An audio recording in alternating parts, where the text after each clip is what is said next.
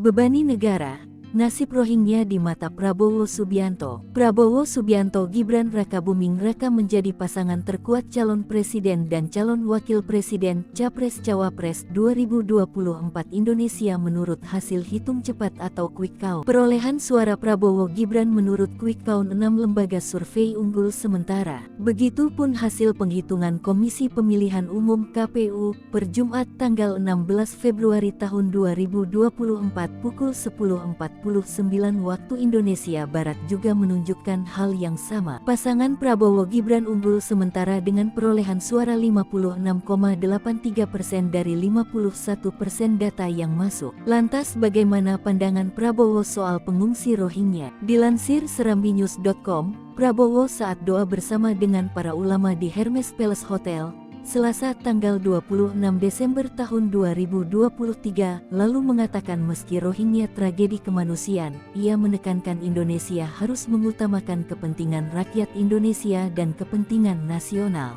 Menurut Prabowo, masih banyak rakyat Indonesia hidupnya masih dalam kategori miskin atau susah. Menurutnya, tidak adil jika Indonesia harus menerima semua pengungsi menjadi beban negara.